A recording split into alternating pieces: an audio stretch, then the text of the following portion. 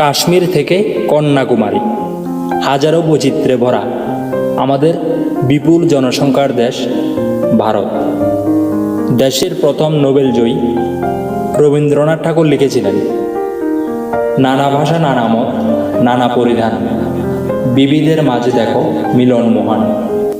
এই মহান মিলনের মাঝেও ভারত সম্পর্কিত অবাক করা এমন কিছু তথ্য আছে যা দেখলে শুধুমাত্র কাশ্মীর থেকে কন্যাকুমারী নয়, অবাক হবে সমগ্র বিশ্ব।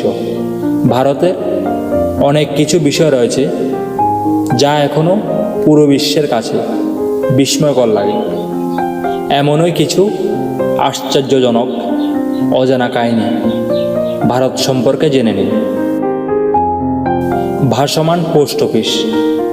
ভারতে রয়েছে সর্বাধিক বিস্তৃত ডাক যোগাযোগ ব্যবস্থা। দেশটিতে বিশ্বের সর্ববৃহৎ পোস্টাল নেটওয়ার্ক ছড়িয়ে রয়েছে, যার মধ্যে রয়েছে 1,55,000-এর বেশি পোস্ট অফিস। একটি পোস্ট অফিস থেকে গড়ে 7,175 জন লোকের কাছে পরিষেবা পৌঁছে দেওয়া হয়।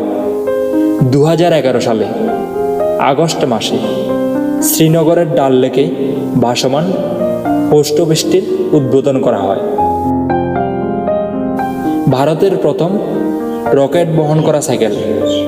এই কথা শুনে হয়তো আপনি অবাক হচ্ছেন, বাট এটাই সত্য। ভারতের প্রথম রকেট বহন করেছিল একটি সাইকেল। ভারত প্রথম যে রকেট তৈরি করেছিল তার ওজন এতটাই হালকা ছিল যে একটি বাইসাইকেলে বেঁধে তা কেরালার তিরুবনন্তপুরমের থুম্বা লঞ্চিং স্টেশনে নিয়ে যাওয়া হয়েছিল।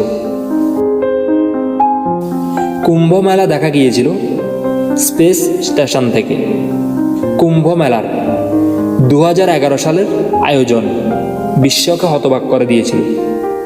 2011 সালের কুম্ভ মেলায় এই যাবৎকালের সবচেয়ে বড় জমায়েত হয়েছিল, যেখানে রেকর্ড সংখ্যক প্রায় 75 মিলিয়ন তীর্থযাত্রী জড়ো হয়েছিলেন।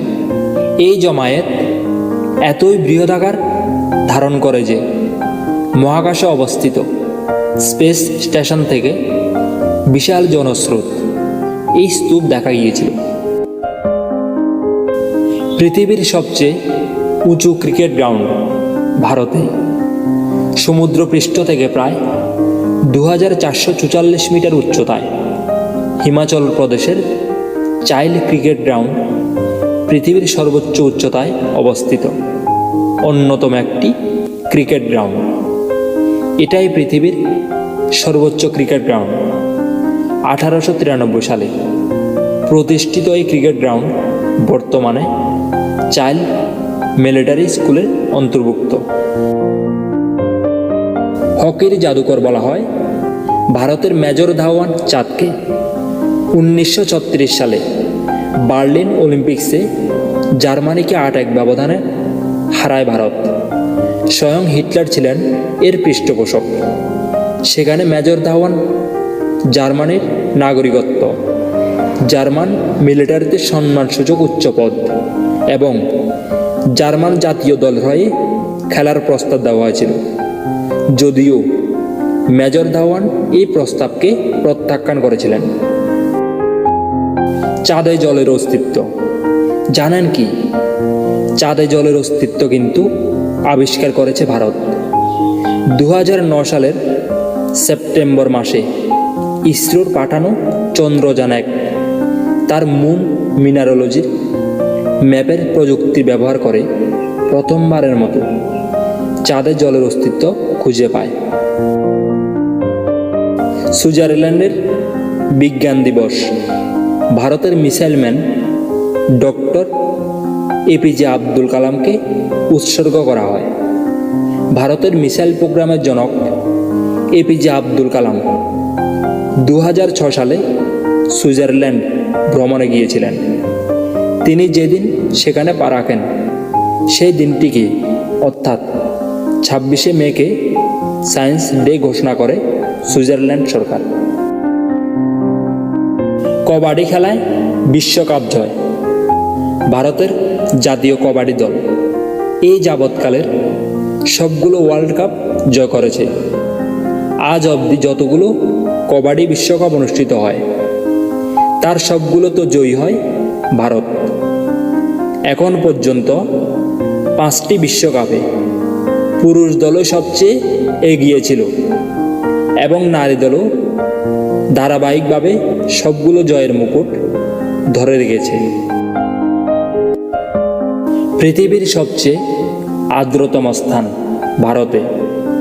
অনেকেই ভারতের মেঘালয় রাজ্যে চেরাপুঞ্জিকে সবচেয়ে বৃষ্টিবহুল স্থান হিসাবে জানলেও মেঘালয়ের মৌসিনরাম গ্রামটি আসলে এখন পৃথিবীর আর্দ্রতম স্থান। সারা বছরে টুকটাক বৃষ্টি স্নাত থাকে মেঘালয়ের খাসি হিল এলাকার এই গ্রামটি। মেঘালয়ের আরেকটি অংশ চেরাপুঞ্জিতেও প্রচুর পরিমাণে বৃষ্টি হয়ে থাকে। বান্দ্রা ওরলি সিলিং। বান্দ্রার ওরলি সেতুতে যে পরিমাণ স্টিলের তার রয়েছে সেটি পৃথিবীর পরিধির সমান। এই সেতুটি তৈরির জন্য 2,57,00,000 শ্রমিকরা কাজ করেন। এই স্থাপত্যের ওজন 50,000 আফ্রিকান হাতির সমান। ভারতীয় প্রযুক্তিবিদ্যা ও স্থাপত্যের এক অদ্ভুত নিদর্শন এটি।